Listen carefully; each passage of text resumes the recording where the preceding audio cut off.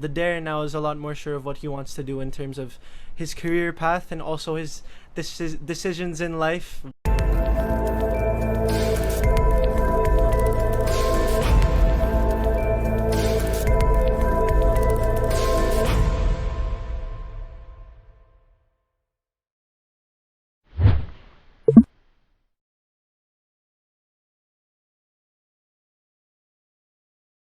Ito po talaga is, I really like that question kasi nung umalis po ako for Canada back in March 2020, everyone saw this, you know, like sa physical appearance, itong payatot na Darren na alam mo yun is still trying to figure out what he wants sa look niya and also sa music niya kasi I'm still trying to explore as many genres as I can po talaga. Ayokong mabox in yung sarili ko sa isa lang. But my team and I thought that this would be the perfect time po talaga na medyo mag-rebrand and mag-iba na ng sound and ng look kasi isang taon po akong hindi rin nakita ng mga kapamilya natin on stage like sa ASAP for example. Talagang nakikita lang po nila ako sa LED na naka green screen yung background ko and also sa social media sa Instagram lang. So hindi talaga nila nakikita um kung ano yun na yung Darren ngayon. So even before I flew back to the Philippines, we really wanted this kind of change na rin to kind of, kasi yun nga po magto 20 na rin ako. I'm out of my teenage years, that life, ang tawag dun? Sa decade na yun sa buhay ko po. So I'm not a teen anymore and it's part of growing up not just as a person din po but as an artist in your career. Kailangan mo rin minsan ibahin yung tunog mo, yung ibahin yung tawag dito, yung look mo. So we thought that this would be the perfect time now and I'm so glad that na-achieve naman po namin ng team ko yun and I'm really happy with how people are commenting on my new single and also yung bago ko pong look, especially nung birthday ko. So, yung birthday post ko. So, Oo. yun po talaga siguro, yung post na yun nung birthday ko, yung talagang um, na namulat yung tao na si Darren hindi na talaga siya yung Darren from The Voice Kids. Like he's really um he's growing up, he's transitioning into this adult na talaga. Yung image ko po has always been, wholesome naman and until Yeah. now it's still wholesome. Pero it's a part of growing up, you can start showing a bit more skin. You can start writing about different topics in your own songs and stuff like that you didn't really understand the concept of when you were younger and now you do. So yun po, parte rin talaga siya ng um, yun nga, adulthood na tinatawag siguro. Mm.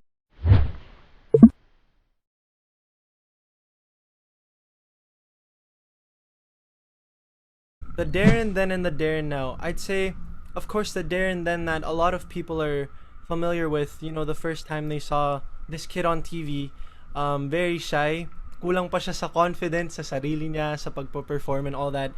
And of course, the songs I used to sing were, um, I don't know how to describe it, but I guess mas pambata. And now the songs that I sing are songs that I want to perform, and I want to give my own spin on. And my look in general, my physical appearance and stuff like that is a lot more mature po and my sound as well, of course, the Darren that people heard from the Voice Kids uh didn't go through puberty yet and now we're here. Yeah, there's a comparison between the 13-year-old Darren and the 20-year-old Darren. So I guess that's one of the major changes as well. And yeah, I guess those are some of the biggest differences I would say from the Darren before and now. And also, I just want to add the Darren now is a lot more sure of what he wants to do in terms of his career path and also his decisions in life, whether it be as an artist or as a person.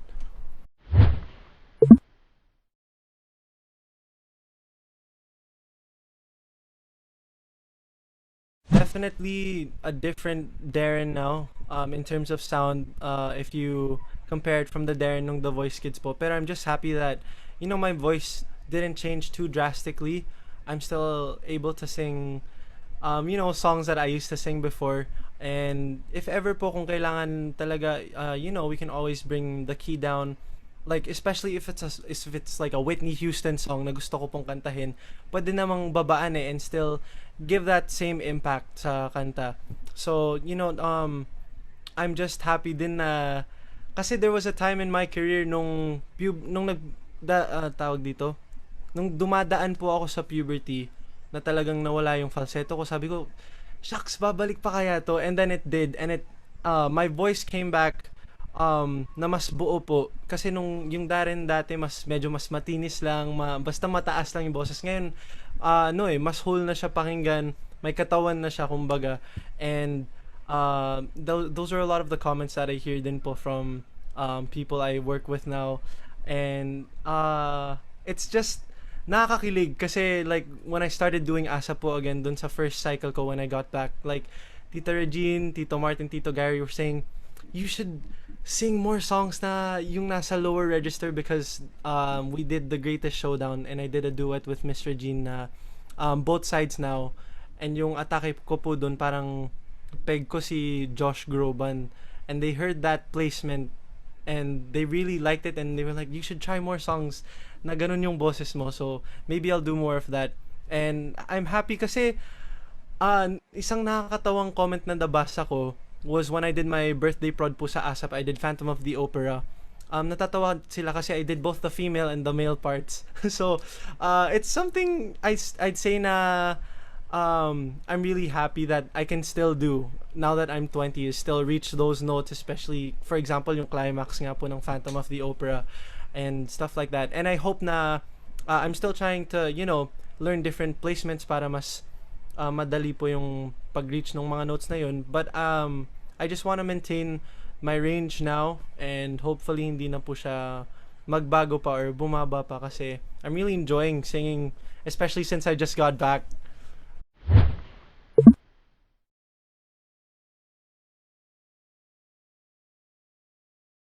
Maturity po para sa akin, well, one example as a person, dati sobrang, ano po ako pag may topic ako that I disagree on or something like that, talagang gusto kong kalabanin yung kausap ko. Hindi naman kalabanin, pero like, if for example, if my opinion is different from my teams or my parents and stuff like that, I really have a lot to say.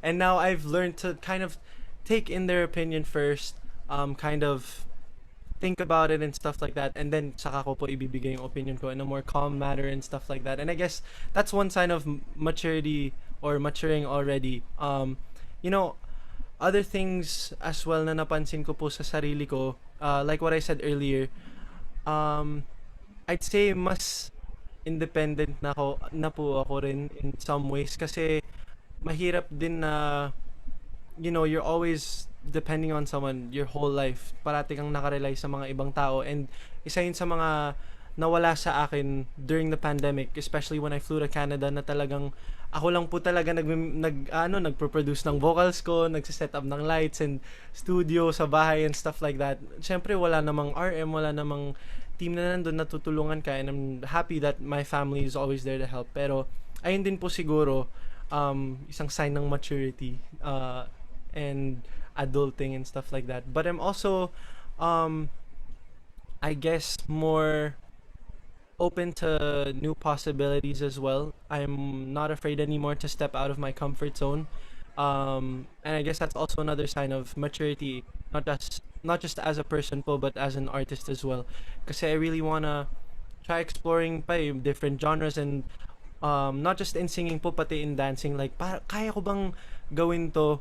Kaya ko bang ma-achieve yung ganitong style? Kasi, yun nga po, a lot of the times, I would only dance mga safe na alam kong kaya kong gawin. Pero in Safe this concert, steps, kumbaga. opo, yeah, especially sa ASAP. Pero, etong concert po na to talagang, yung D-Grind, especially sina Teacher Jobel, talagang kung ano-ano pong pinaggagawa sa akin. And it's something that I'm happy they did. Kasi, nung sinesend po nila yung mga rehearsal videos nila prior to the rehearsals with me, talagang sabi ko, Jer, kaya ko po ba yan? Kasi parang kakabalik ko lang. Hindi ko alam kung kaya nang i-register agad po nung utak ko yung mga Ah, steps na ganyan. And it's, um, talagang mas complicated na yung mga pinapasayaw po nila sa akin. And nagugulat din ako sa sarili ko na kaya ko rin naman palang masundan.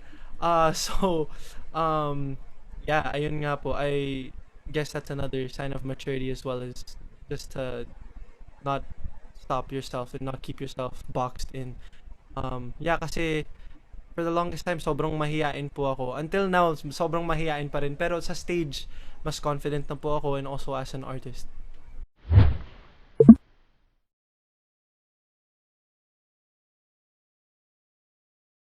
Definitely. I know I don't want to spoil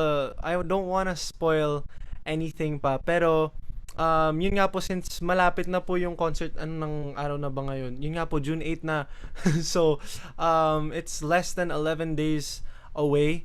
And nakita ko na yung mga ipapasuot po sa akin ni Kuya Rodel, my stylist for the concert. And I was so shocked na talagang na-incorporate niya po yung bagong Darren sa isusuot ko dun sa concert, sa show. As in, ibang look siya from what people saw on ASAP and from my previous concerts before, that I have staged. Yun nga po, mas mature din siya. And medyo mas, yeah, it shows a bit more skin. And, you can still maintain a wholesome image even if you show a bit of skin here and there and stuff like that. And part din siya ng growing up po para sa akin. Pero yung talagang overall look is something that I was really surprised with, kasi may mga damit siyang pinakita sa akin na never ko pa na-try, and I was never confident na isuot. And now, I'm really excited kasi it's a different look po talaga overall, and that's something that you can all look forward to in the concert as well, aside from the new sound and stuff like that.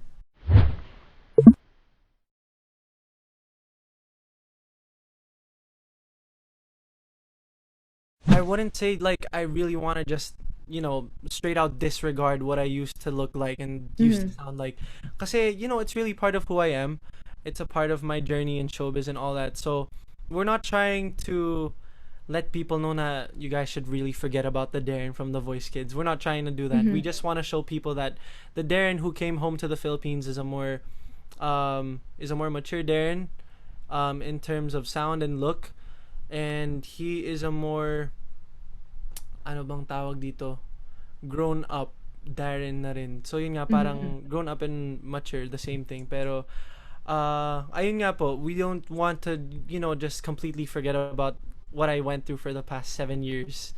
We still Mm. want to incorporate that. And I guess, nagagawa pa rin namin yun, especially in my upcoming concert, kasi there are songs that I'm going to be giving new flavors to. Mga songs na I'm sure very familiar with the Darrenatics. So dapat abangan po nila yun. And yeah, I'm just so excited for everyone to see what else we have planned in the future, Mhm. since this is a new era. This is kind of a new beginning. And yeah.